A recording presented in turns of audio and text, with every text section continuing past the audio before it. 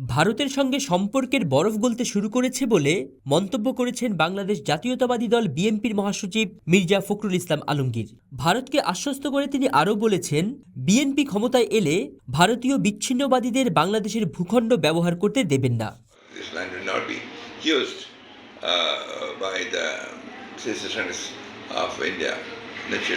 বুধবার বাংলাদেশে নিযুক্ত ভারতীয় হাইকমিশনার প্রণয় ভার্মার সঙ্গে বৈঠকের পর ভারতীয় বার্তা সংস্থা ANI-কে দেওয়া সাক্ষাৎকারে এসব মন্তব্য করেছেন তিনি।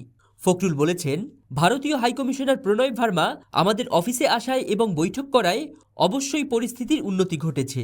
আমাদের সম্পর্কের বরফ গলতে শুরু করেছে। গত নির্বাচনের পর আমাদের মধ্যে কিছু প্রশ্ন ছিল, কিন্তু এই বৈঠকের পর তা আর নেই। বৈঠকে জলবন্টন, সীমান্ত হত্যা ও বাণিজ্য ভারসাম্যহীনতা নিয়েও আলোচনা হয়েছে এবং ভারতের প্রধান ইস্যু নিরাপত্তা সমস্যা নিয়েও কথা বলেছেন বিএনপির মহাসচিব মির্জা ফখরুল। তিনি বলেন, অতীতে ভারতের উত্তর পূর্বাঞ্চলে জঙ্গি সংগঠনগুলোকে বাংলাদেশে আশ্রয় দেওয়ার খবর পাওয়া গেছে। আমরা ক্ষমতায় এলে বাংলাদেশের মাটি বিচ্ছিন্নতাবাদী সংগঠনকে ব্যবহার করতে দেব না। ফখরুল বলেন, দুই দেশের জনগণের মধ্যে সম্পর্ক আরও শক্তিশালী হওয়া উচিত। জনগণের সহযোগিতাই দ্বিপাক্ষিক সম্পর্কের মূল চাবিকাঠি।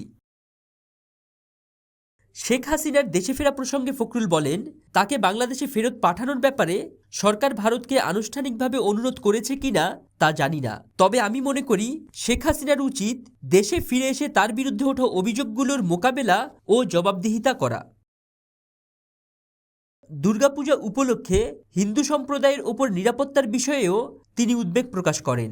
ফখরুল বলেন, দেশে সংখ্যালঘুদের নিরাপত্তা নিয়ে ভুল ধারণা সৃষ্টি হয়েছে। আমরা আমাদের সংখ্যালঘুদের সুরক্ষায় সজাগ রয়েছি।